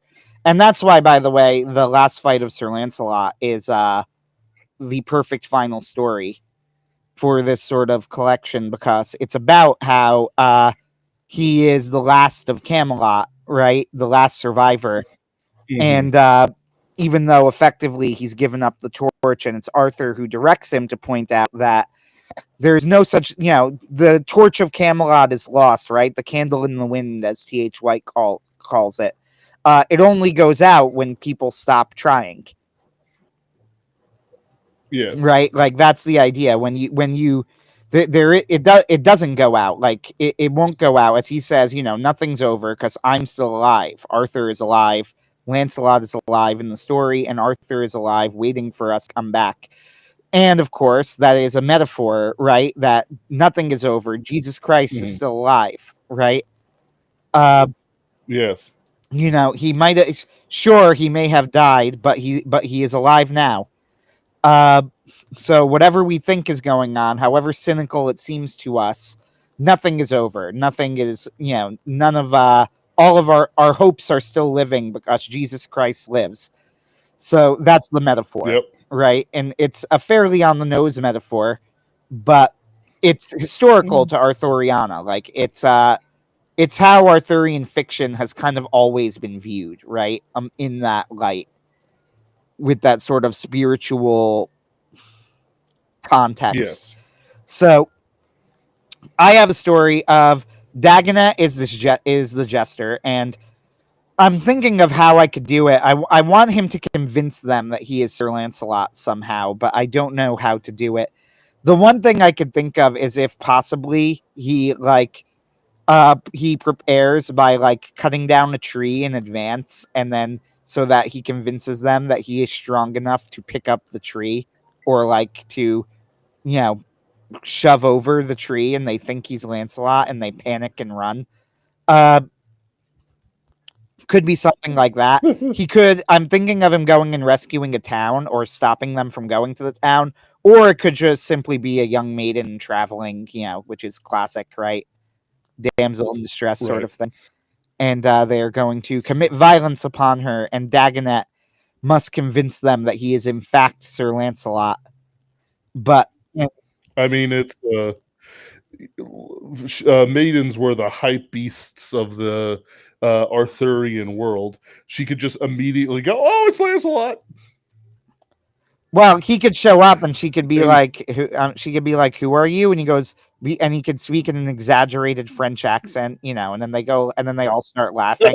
Behold, I am Sir Lancelot du Lac. And then they all start laughing and they go, no, you're fucking not. And then the woman has to be there and just be like, no, yeah, I recognize you. You're Sir Lancelot. And then he's How many of you actually heard Lancelot? Well, I met him once. He stabbed me through the liver. Did you hear him speak? No. and then he's like, that's right. I am the great Sir Lancelot. And then he has to prove it. And then like maybe he chops he prepares by chopping a tree in advance or something. Yes. So then he shoves the tree down in front of them. And then he goes, would anybody like to face me? And they flee. I think that would work. Now that I'm thinking of it, good. I like that idea. So that's like the opening story, and it's to set the themes. It's about how the knights are going to handle the loss of Arthur and the fall of Camlin. It's sort of the themes in miniature, right? Like Dagonet doesn't know why he's there, doesn't know if he's worthy, doesn't understand anything. But when a person is in danger, he rises to the challenge and helps them in the best way that he can. That even without Arthur around, the ideals of Camelot remain. That sort of thing. And it's sort of the stories in miniature. And then, of course, he will end it by making a joke. And I'm going to have in the story, he's going to flash back to when Arthur made him a knight. And Arthur's explanation of why he chose to make him a knight of the Round Table. And I'm going to have him like have an audience with Arthur where he's like, I appreciate it, but I don't understand. Like, why did you do it? I'm the weakest knight here. And then Arthur will, of course, be like, really? Because I disagree. I think you're far from the weakest knight here. In fact, I think in some ways you're stronger than Lancelot himself. And then he goes like, know what that means? And Arthur goes, never mind. Yeah. Yeah, something like that. But anyway, so we have that story. The second story is going to be about Sir Kay, who misses the Battle of Camlin. And when he hears about it, he is furious, and he learns that Constantine is going to massacre the Orkney Islands. This is where I need to make decisions and be very careful to get the characters right. So my view of Kay, there are many different views of Kay, right? Like, however, he does kind of have a core that goes back to his very first appearances in the Mabinogion. Kay is like one of the oldest and one of the most consistent characters in the entire Arthurian mythos. It's fascinating. Like, he literally goes all the way back to the absolute earliest Arthurian stories that we have, and his personality is consistent, or at least there's a core to it from those earliest appearances. So, Sir Kay, I want him that he missed the battle. He is furious about missing the battle. And he learns that Constantine is going to massacre the Orkney Islands as punishment for at one time harboring Mordred, and he has resolved himself to kill Constantine. And this is partially out of because he feels like he needs to do something, right? Now, my view of Kay is that, and remember, like, there are other views of Kay, but this is the one that I'm using. Kay is somebody who has a temper, who is very hot-headed, but who is ultimately a good man and who legitimately loved Arthur. Yes. Right? Like, and if you were to ask him, like, if you were to ask what people thought of him, that's what they would tell you. That, like, okay, you don't want to make him angry, and he can fly off the handle, but ultimately he will do the right thing. And he really did believe in Arthur and the Round Table. He was loyal, So I want him to fight his way through his guards, like single-handedly, just fueled by rage, and confront Constantine and say, like, I'm going to kill you. And then Constantine says, okay, hold on. Like, I recognize you. You're Sir Kay, right? And then he goes, like, why don't you sit down and let's talk this over? And then he's going to talk with Constantine, and he's going to convince Constantine to join him as an advisor.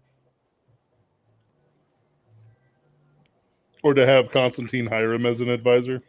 Or yeah, I'm sorry. He's going to convince Kay to join him as an advisor. Is what I meant to say. Yeah. And the idea is like, you'll join my court, be my advisor. And Kay is going to be like, I'm sorry, what? And he goes, all right, you're an actual, right? You're an actual knight of Arthur. You were there, during the height of the round table. Now, I recognize I'm not Arthur. I never will be Arthur. I know that I'm not Arthur, but surely, like, don't you want some of Arthur's influence in this new curse? I'm going to be right? Like, England needs a king. And the other options are like what? The sons of Mordred, Saxon and our Saxon enemies. Like England needs a king. It might as well be me. I know you don't want to do it. So like, if you really feel, I don't think you're capable of doing it. Frankly, I don't think you have the political skill, and I think you know that kind of right. Like I don't think that there's a reason he was a seneschal. He was kind of a exactly. Dick. Like I don't think you have the political skill or the acumen, so you're not going to be king. So what are the other options? One of the sons of Mordred, or what? Are we going to let the Saxons just take over? He's like, no, obviously not. Like, and here's the thing. I know I'm not Arthur, but you were with Arthur, so if you join me, like, you can be an influence on me. You can, like, maybe it would make, you can make a difference. And he's going to convince Kay to join him. Now, here is where I am stuck with figuring out what to do. Should Constantine stop the massacre of the Orkney Islands as a result of what Kay said? Have they surrendered? They will. I'm going to have them surrender. Like, he's mad. That's the whole point. This is a massacre. He's doing it because he knows it would be a politically popular thing to do. Plus, he's trying to get rid of any nascent Mordred like sympathy that might be in the Isles. So yeah, Kay is going to oppose this for obvious reasons. Like, you can't just slaughter an entire region of the country just because you're worried that some of them might support your enemy. Right. So I'm debating, like, should he listen to him? Because I'm thinking he has to, right? Because it needs to convince Kay that he can, in fact, make a difference. Right. And so it's like so from the outside, it depends what you want your climax to be. So for any author out there, and you're thinking about, oh, how can I do a short story, with the things that I want to happen? Well, the question isn't what are the things you want to happen. It's what are the beats of the story. If you're writing a short story, we have a lot of writer friends. Where do you want the story to flip and start going towards the ending? In this case, I'm going to ask Anthony. Anthony, what do you conceive of as the ending of the story?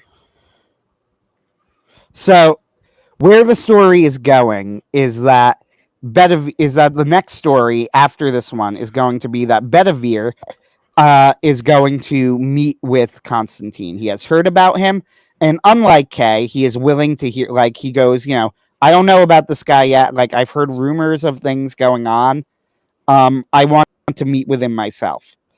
And he's going to meet with him, and he's going to see if he can work with him, and he's going to be convinced that he can't. So he's going to bring a group of knights with him to probably France. Like, I want to imply, I'm playing very loose with the history, but that's like par for the course with Arthuriana. So, it's kind of part of the genre. I'm going to imply that he leaves and sort of forms like the basis for the Carolingian dynasty. So he leaves for like France and Germany or that area, Gaul, right? So the implication is that Bedivere realizes that Constantine is too different from Arthur, and he comes to a different conclusion than Kay, right? Kay believes he can work with him and exert some influence. Bedivere decides that Constantine is too much of a snake in the grass, that he is never going to embody the ideals of the Round Table. So he chooses to try and embody, followers with him and try and create those ideals elsewhere. And it is implied that this is the origins of the Carolingian dynasty and, the Holy Roman Empire, right? Not that I'm not gonna directly state this, but that's the connection, that's where he travels to.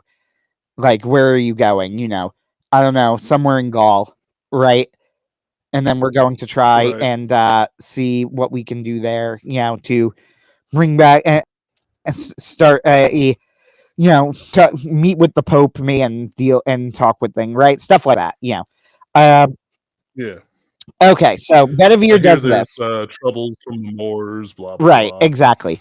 So this is Bedivere's plan. And the idea is that him and Kay arrive with, they come to two opposite conclusions. Kay arrives with the goal of killing Constantine and becomes convinced that it would be better if he stayed. And Bedivere comes with the goal of potentially working with Constantine and comes to the conclusion that he can't and chooses to leave. Mm-hmm. And probably the only reason he doesn't kill Constantine is because Kay is there. And the point is that neither of them are right and neither of them are wrong. Like, it's a very difficult situation. There is no right answer.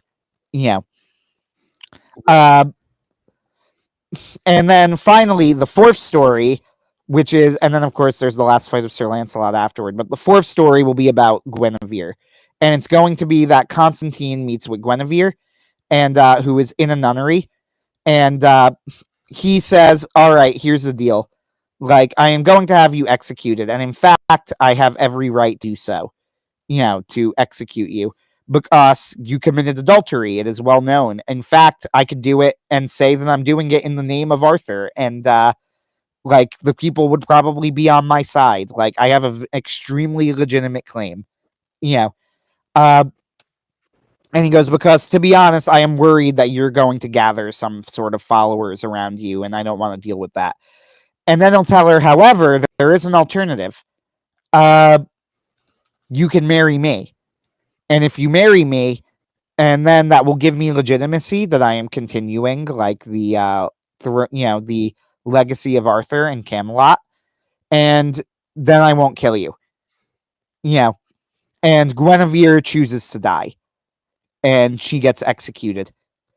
And then the last story is the last fight of Sir Lancelot, because I'm going to lay some breadcrumbs of one of the mysteries of the preceding book is what happened to Lancelot.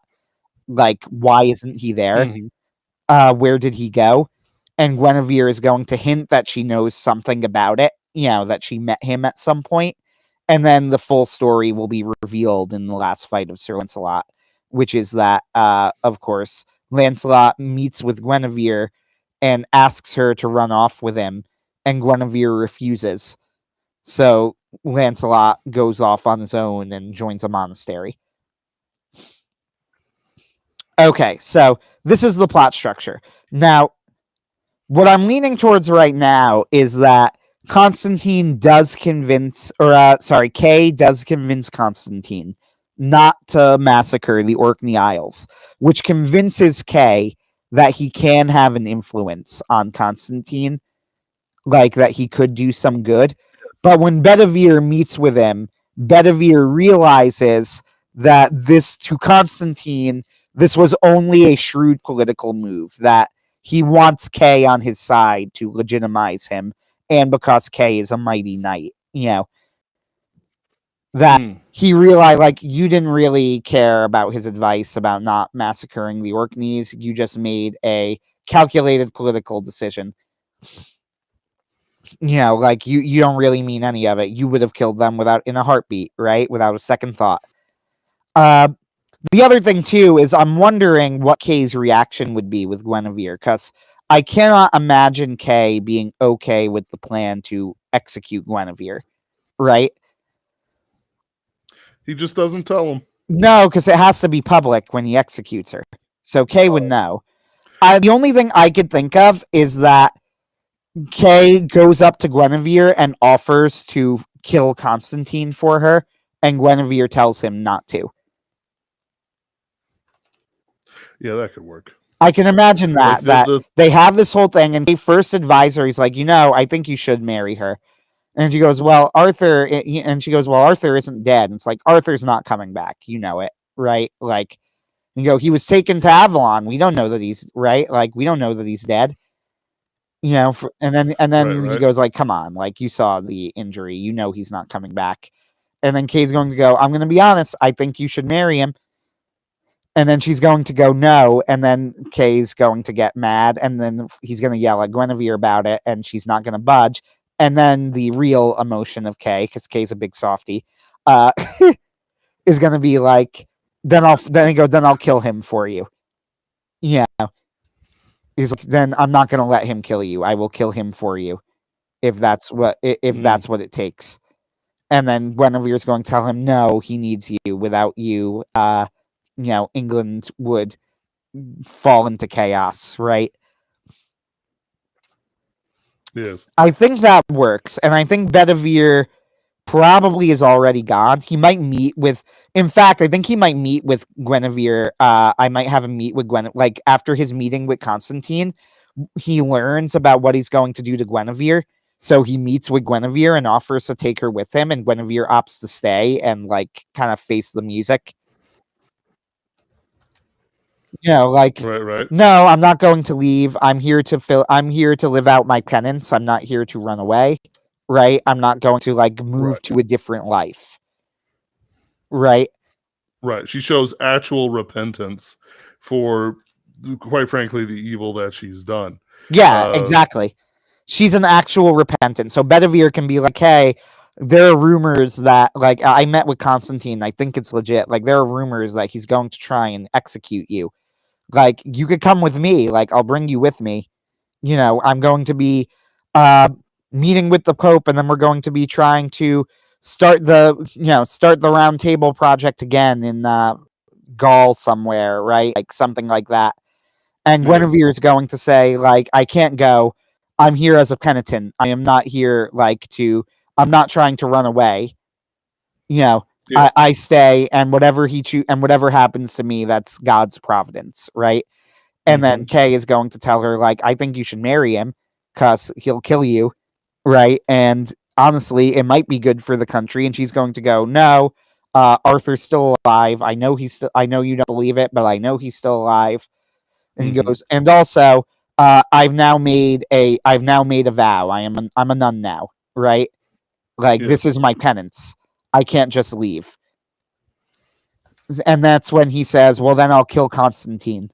I don't care about him, right? Like I won't let him do this to you. And that's when she tells him, no, you can't do that. And she accepts her death with dignity.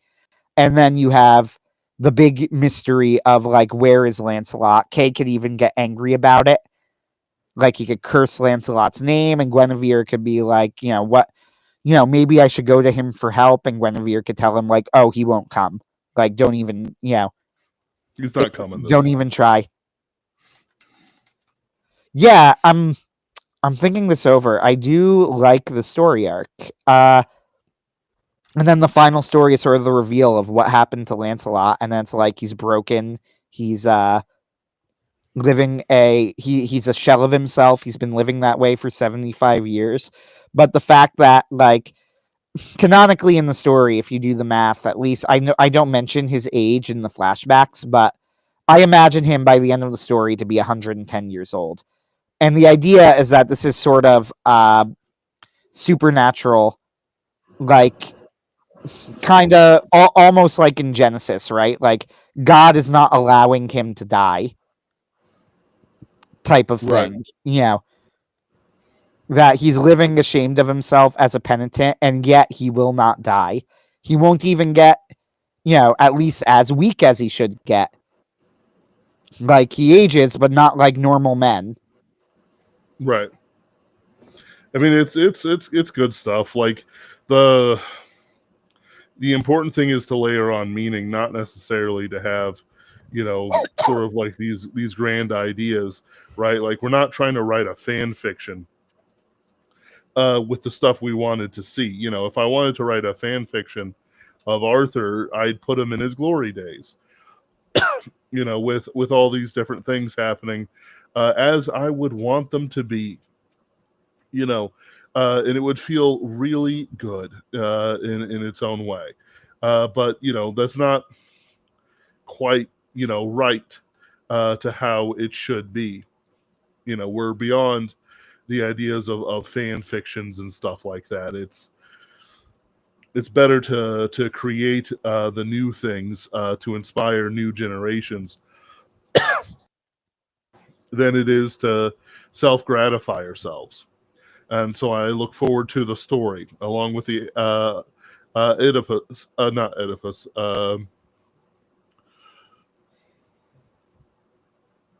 Oh my goodness. Why can't I remember the story of the guy who goes down to Hades to Oh, get his wife? Orpheus. Orpheus. Orpheus, thank you. You know, along with the Orpheus story and so on. You know, like I think you've always had a lot of talent, and I look forward to your stories every time. Um, the like, there's something that Nathan Hood's been talking about, you know, and others as well. That it's like it's time to move past critics, if you get me. Mm. Like we need to move beyond the um, move beyond the tearing down, like, you know, not just superversive, right? Because there's still an element of criticism in superversion that's fundamental to its nature.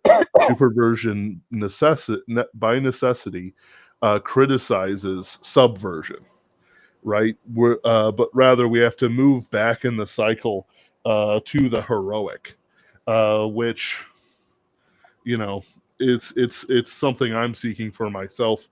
I don't know how you think about these things. Well, the point of this collection of stories and of the last fight of Sir Lancelot generally, uh, mm, yeah, and of this collection of Arthurian stories, the point of it is I'm trying to reckon with our fallen world, is how I would put yeah, it. And it's the same with Orpheus and Eurydice.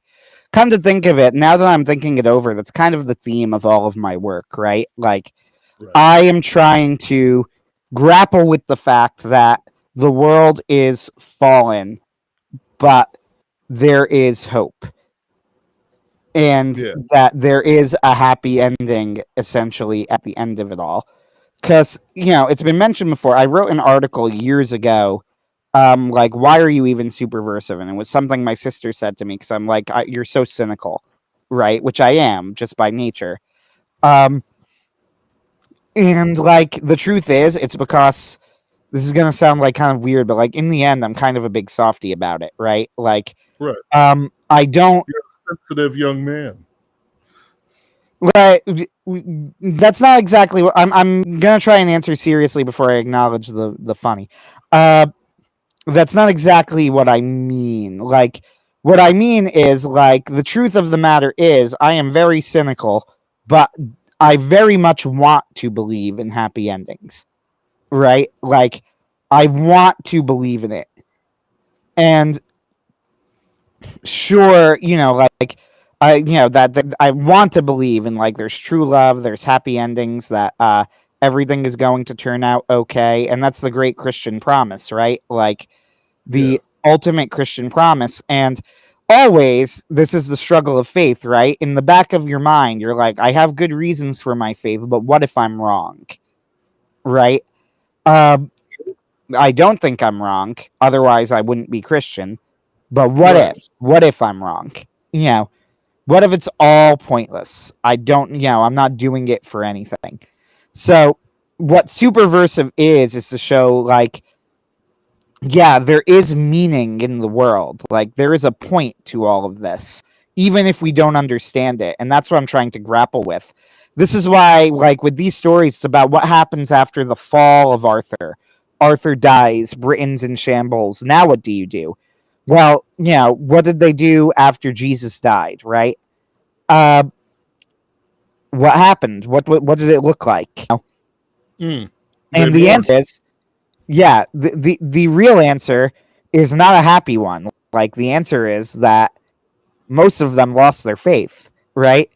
There's a Yep. very telling moment where they're having a conversation with the risen Christ who has hidden his face from them. And what they describe Jesus as is a great prophet, right? Like, Yes. clearly, they don't believe all of the claims anymore. They can't totally discount everything, right? Something was up with him. Like, he was special in some way. He must have been some sort of prophet, you know. But clearly, he wasn't the Son of God. Clearly, he wasn't the Messiah because he died. You Yep. And he kept saying that he was going to resurrect, and he never know, resurrected. Blah blah blah. But then they're like, the tomb's empty. Yes. Sorry. for a moment. No, now you're back. Okay, good. Anyway, yeah, my favorite moment of the Gospels, probably my favorite moment in like any writing ever, is when Mary Magdalene is speaking to him and he's hidden his face, and then she goes and she learns that the body isn't there, right? And then they ask him, and then Jesus asks her like, why, what's going on? And she's crying and she says, they've taken I forget the exact wording, but it's like, they've taken my Lord away and I don't know where they've put him, you know. And then Yeah. he looks at her and says, woman, why do you weep? And she says, and she says, Rabboni. And then he disappears. And that's when she tells everybody like he's alive. That's the resurrection. Woman, why do you weep is to me like, I almost can't read that without tearing up. Like that's such a beautiful moment in the Gospels, Mm. because to me it's almost like the point of all of it, right? Like, Yeah. all of this awful, horrendous stuff has happened. The worst things that have ever happened in the history of mankind. And they've just gone through it, right? Watching God get tortured on a cross, die brutally. And now, like, you have this very last moment. It must feel to her, right? Like a last twist of the knife. Like they stole his body, even, as far as she knows.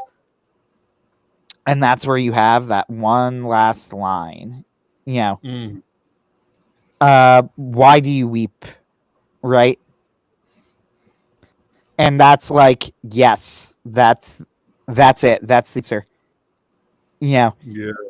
Like, why, in the end, all of this, it's like we're going to look back on everything, and we're going to laugh, and we're going to be like, why were we ever upset about any of it?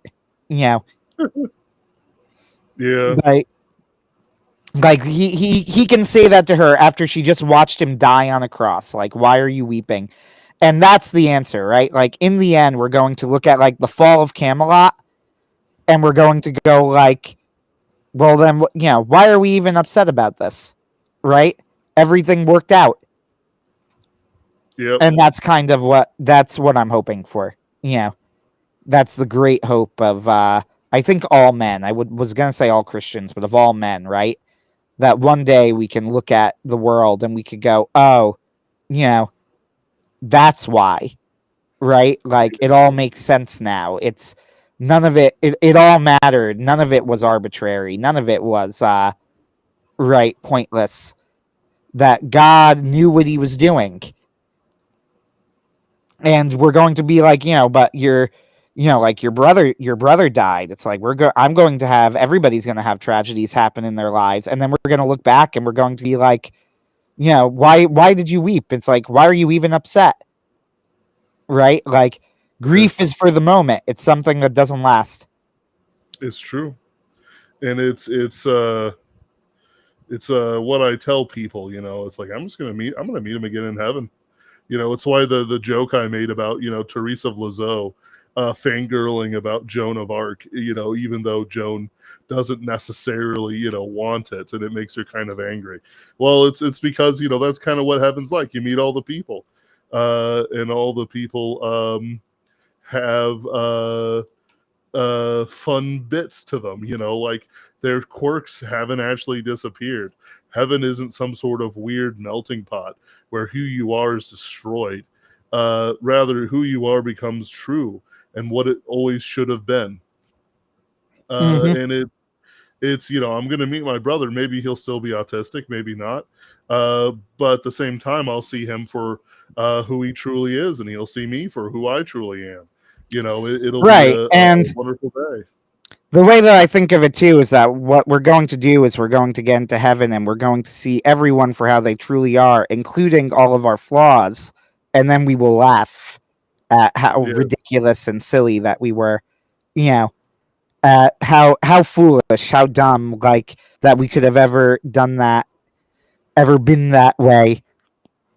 that I would Because choose in my the own end, flesh. our flaws are part of fallen nature, right? There's something that is Yeah. going to one day be gone. Mm. Sort of like, why did I choose my flesh over Christ so many times? And then it's like, oh, that's it. That's all you get. Well, it reminds me of G.K. Chesterton has a line where he says, the reason that God turned his back on Adam in the garden is so that Adam would not see that he was laughing.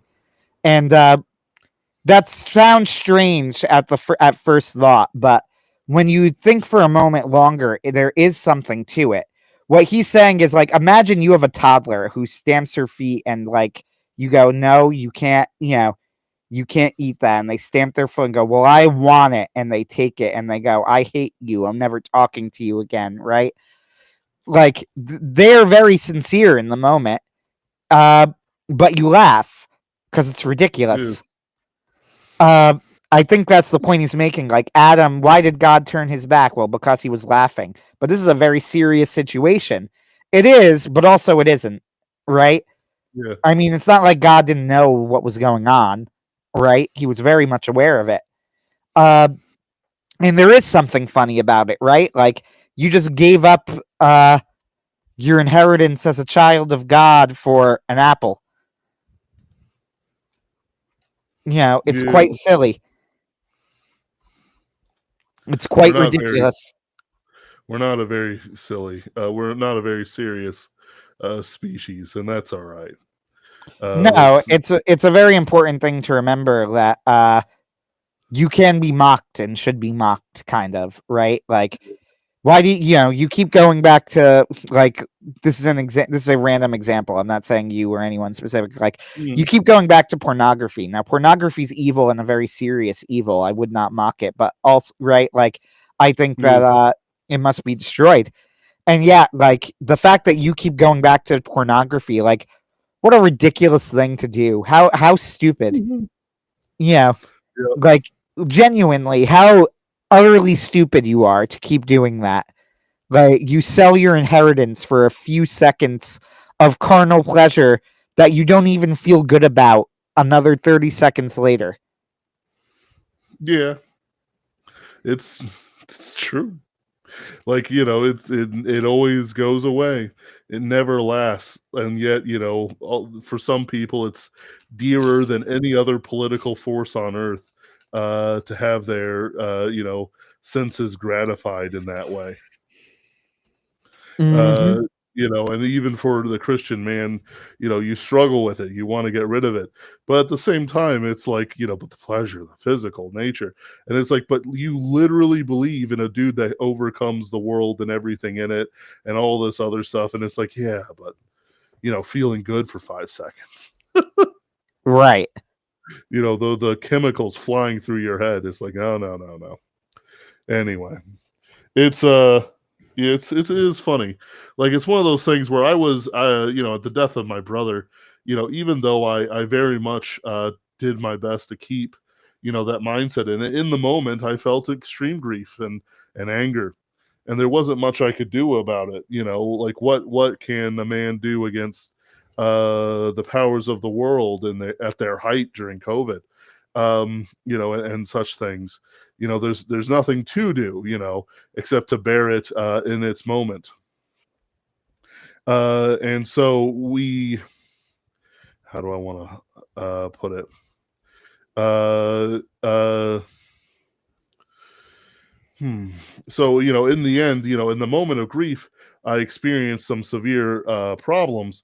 But after that moment of grief, I actually kind of got it. It started making sense again, and I could, sort of experience the world, and I could sort of not laugh about it because, seeing your brother with the machines in his chest beating the flesh, rising up and down the domes of the things that they use to keep him alive when his heart had fallen to under 10% power. Like you see the pulsing under the skin. It's kind of dramatic. It's a Hmm. little bit dramatic. There's nothing really funny about that. But at the same time, it's like, wait, uh, it's a thing worthy of the grief in this world. But I think one of the things that people miss out on is that grief is a natural part of the sin experience. There was one time I tried to drink myself into oblivion. Didn't work. My alcohol tolerance is through the roof. I went through a bottle of some of the worst gin I've ever drunk in my life. Unpleasant. Actually got a hangover. Disgusting. Don't drink Bartram's rhubarb strawberry gin. It's disgusting. Bartram's in general is a low quality gin. But it's like, yeah, sure, grief. It makes you do funny things. So I'm sitting there. It's like, when do I black out? I've never blacked out before, and it's like, you know, you're not even, like, you're through the bottle. You're not even close to being blacked out, son. Just go to bed. I'm like, all right. That's kind of funny. That's kind of ridiculous. Dude tries to get drunk to forget his grief. Can't do it. Runs out of alcohol. Won't drunk drive because he's too prudent, to get himself more alcohol. Like it's one of those things where it's like there's funny elements to it. If you were to see it from the outside, if I were to write it into a story, I would add tons of comedic elements. He spills his drink and he just looks at it. He doesn't even cry. He wants to drink more, but he can't abide the taste of it. So he's out of mixer. And he's like, I want to get more drunk to forget my grief, but I'm out of mixer. This is terrible. There's ways to make it funny, but there's the grief of this life in this world, and it's good for us to experience it in this life and in this world. But it's like I told my mother, like, I appreciate, you handling so well. I was worried that you might experience immoderate grief beyond what is reasonable for anyone to experience, that you would forget God or something like that. And it's not like that she wasn't angry. It wasn't that she wasn't sad. We've seen people healed of their deep afflictions of death, but at the same time, it's wasn't given to us, and we're, and it hurts a bit, even to speak of this now, to say, but you save these people and even undeserving people, but my little brother, but my, son, my son, my little brother, it's like, no, not for us. And you have to kind of accept that. And it's not even that I'm angry at God. I'm just sad. I'm sorrowful. There's not really a good joke with this particular part of it. But me trying and failing to get blackout drunk so I don't feel like I'm sad about my brother anymore. That's actually pretty funny. It's like, this is disgusting. Strawberry rhubarb Bartrams, disgusting. It's funnier on the outset, but we will laugh, but it's I think he's a little too flippant with that. I think the grief is very much real in the moment. That there are funny things about it. If somebody hears, if my mom's going boo hoo over the little children, not really crying or whatever, just kind of going boo hoo. Um, oh, the cute little adorable babies. That's heartwarming. That's a little amusing, from the motherly perspective. Um, I don't know if I agree with that quote. Uh, I don't know how literal Chesterton would be being. However, I do think that there is something to it. I think that there's a There is point. something to it. It's not like I disagree with the point in its entirety, but it's like fundamentally, it's like now that I've sort of relived it as I'm talking to you over it. Quite frankly, I don't think I'll laugh about this. Maybe I'll be pointed like there's some things that are funny, like me trying to get drunk on some of the most disgusting I gin I've think ever the drunk. point that But Chesterton is trying to make about it is less that all grief is funny, but that sin is ridiculous. oh, And okay, I like get you. you watch Adam throw away his birthright for an apple, you know, and then you go, yeah, that's just like a toddler stamping their foot and now they don't get dessert, right? Like Yes, I don't know. I don't think that Chesterton would go, and yeah, you're never going, you're going to look back on all of the horrible things that happened to you, and you're just going to go like that woman who was gang raped by, right? Like, she's just going to go, right, ha, hilarious. No, Chesterton's not an idiot. Uh, right. but It just I don't know. Maybe I misunderstood. I think what he would say, though, is that when you make these choices to throw away your birthright for these ridiculous things, right? Like, there is a certain thing where God like is on a level of like a father looking at their toddler, you know, choose to be naughty and then miss out on dessert and then cry about it, right? Like, well, Right. maybe don't do that. Uh I anyway, guess. Yeah, I don't know. Uh,